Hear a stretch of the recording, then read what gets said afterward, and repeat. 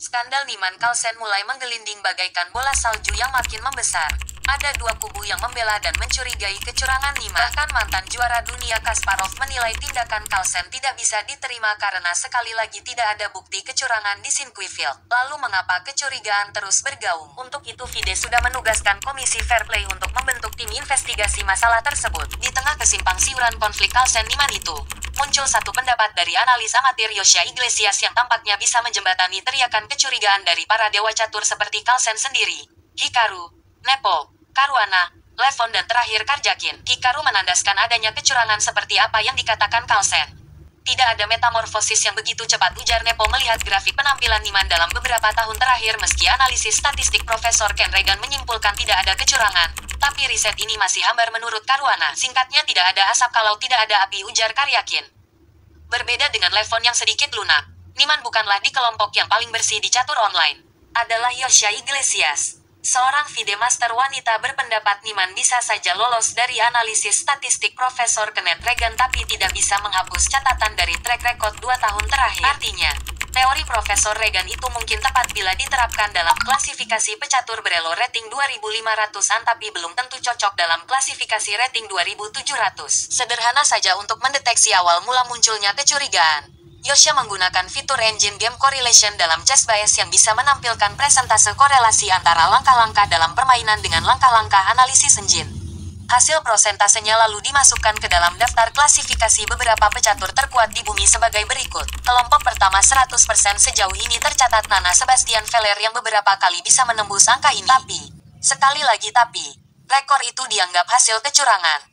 Dan Feller diberi sanksi oleh FIDE selama 2 tahun 9 bulan. Kelompok kedua, 72-75% juara catur korespondensi sebelum era engine. Selanjutnya 72% Bobby Fischer di masa jayanya saat dikandidat penantang juara dunia. Disusul kemudian 70% Carlsen dan 69% Kasparov juga di saat form terbaik mereka. Dan 57-62% untuk kelompok umum Grandmaster. Pertanyaannya sekarang, apakah Anda terkejut bila Hans Niemann, remaja berusia 19 tahun ini sudah sekitar 10 kali menyamai angka kecurangan Sebastian Feller, 100%? Nah, inilah yang jadi sumber utama Carlsen dan para pecatur lainnya sangat-sangat curiga. Suatu kemungkinan kebetulan bisa saja terjadi. Tapi kita lihat lagi perjalanan elo ratingnya yang naik fantastis dalam 2 tahun terakhir. Sebuah fenomena yang hanya bisa dicapai oleh segelintir pecatur hebat seperti Carlsen dan Caruana. Nah, dari beberapa paparan di atas tentunya pemirsa memiliki perspektif lain dalam memandang kasus Niemann Carlsen. Sebagai ilustrasi, berikut ini kita ikuti satu partai Niemann saat mengalahkan Grandmaster Perancis Cornet Mathieu di turnamen Sunway Sitgen International Festival 2020 dengan pencapaian engine game correlation 100%.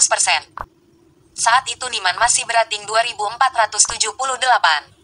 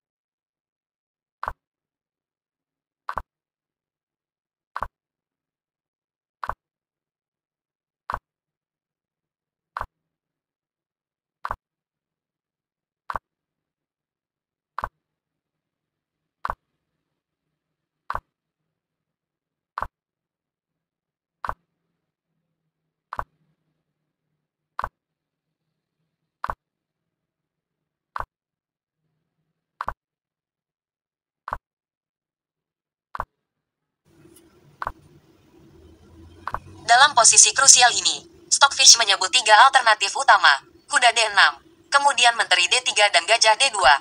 Langkah Niemann kuda D6 adalah yang terbaik.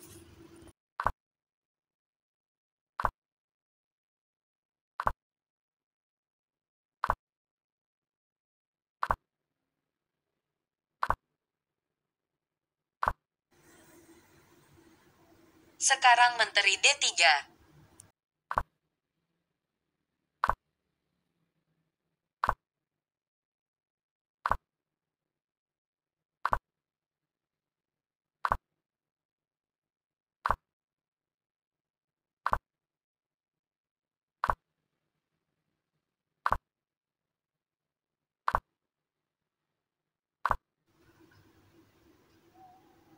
Alternatif ketiga gajah D2.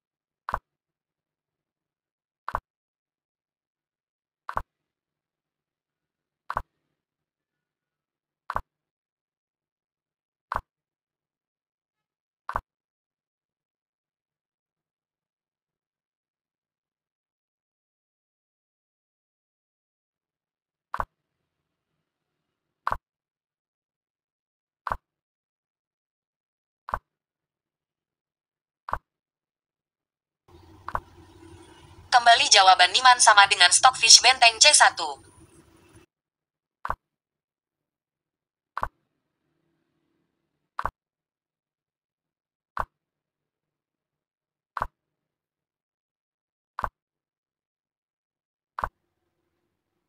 Pilihan kedua.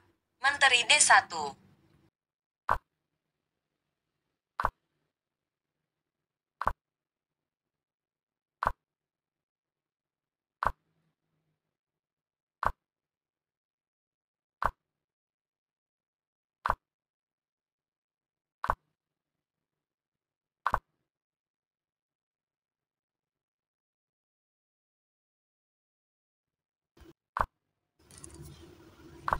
Lagi-lagi gajah, B6 adalah yang terbaik menurut Stockfish.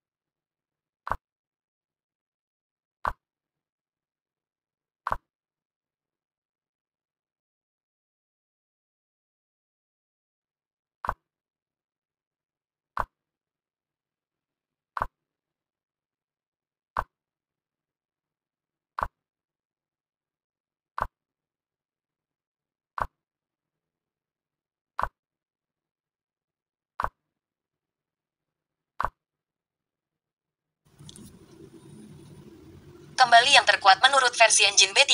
Urutan kedua gajah B6.